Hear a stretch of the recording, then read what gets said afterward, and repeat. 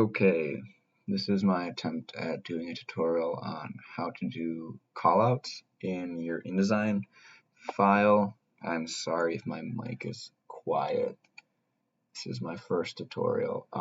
Okay, so I'm just going to place an image. So you could do this really quickly without having to go down to File, Place. The keyboard shortcut is Control D. So keyboard shortcuts will save your life. Oh, this is in the wrong file location. So I'm gonna grab my example photo. I'm just gonna drag it out.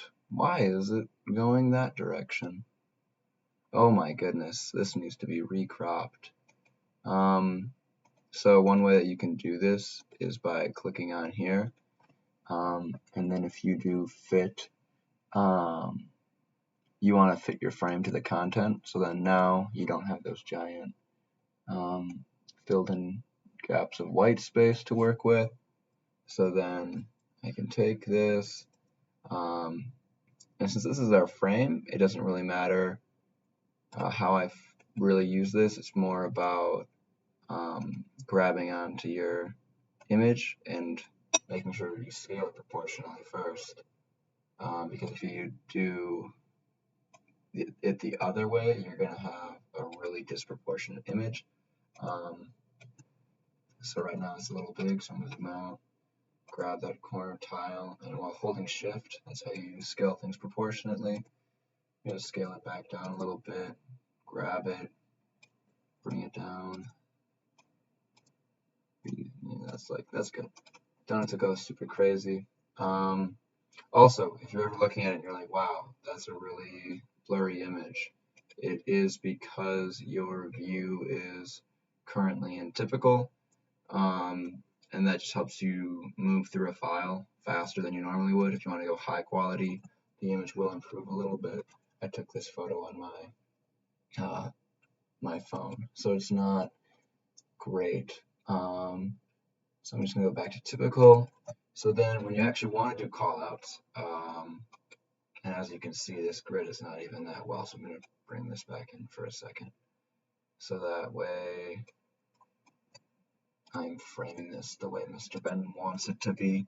You can also just use your arrow keys. Oh, that moves the whole thing. Make sure you're selecting. You got your kind of brown border, so that means you're moving your image and not your frame. So bang.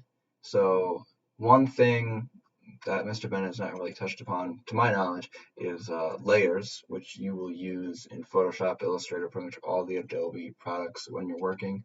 And layers just allow you to work on top of something without affecting the layer below it, as long as you lock it. So I'm going to make a second layer. The first one, if you ever want to name them, just for better organization, you can call them pictures. Second layer, I'm going to call them callouts. And so now I'm going to go over where the heckaroo we're going to find the pen tool. This is where you can draw things. You can also use the line tool, but the pen tool I think is more versatile. So everyone loves a good angle when they're making this. And make sure your stroke, you can click this and it'll make a default line weight stroke, bada bing, bada boom.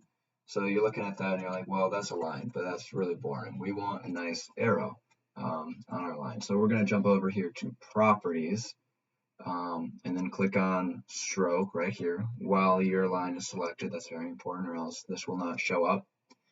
Click on stroke, and this is going to go off screen. So I'm going to take this tab, and you can always move your tabs anywhere you want on screen, just to give everyone a better view of what's happening.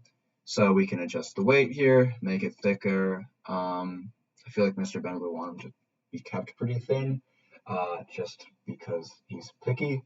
And then if you go down here, you can adjust how your start and your end looks. So since we drew it with our end over here, we're going to choose our end, and you have a bunch of different options here. And I just like this type of triangle. So if you can see, if I deselect and zoom in, You've got a nice triangle pointing to what you want.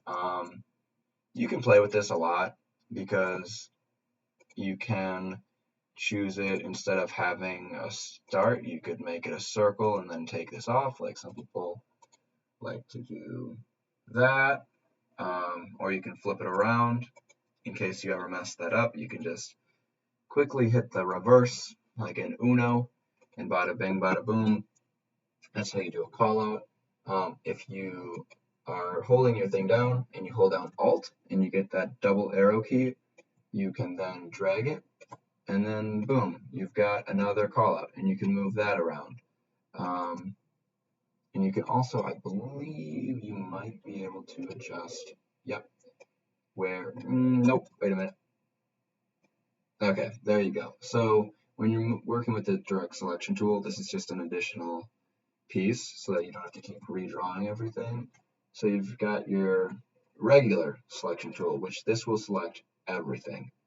And as long as you're unselected from the object you're working on and you go to your direct selection tool, you can then grab any endpoint or anchor point, I guess, and move them wherever you want.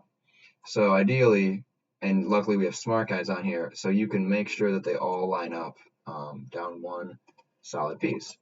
So then you've got these two callouts, and you can either use this callout as its own layer. I'm just going to add text to it really quickly. If you want to add text to a separate layer so everything's more organized, that is completely up to you. So I'm just going to drag out a text box right here. What font are we using? Minion. Not a huge fan of Minion. I'm going to go with Montserrat, and just name this cylinder. So this is really heavy. Please tell me that I've got something less heavy. Just extra bold. Nope, not going with that. That's not very pretty. Sorry, I do not mean to get carried away with this, but you can get really picky with fonts, as Mr. Ben has pointed out. But something like that, you can adjust the size of this all in your properties tab. Go up to like 30.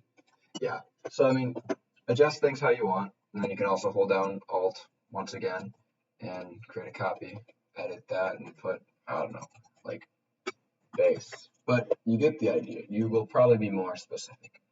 But this is essentially how you control this. And since this is locked, these are on two separate layers. So in case you feel overwhelmed by this and you want to go back to organizing your photo layout, you can just merely hide that, and it will always be there unless you delete the layer. So that is how you do callouts in InDesign. Hopefully this was somewhat helpful. Yeah, good luck. Let me know if you have any questions. You know where to find me. Thank you.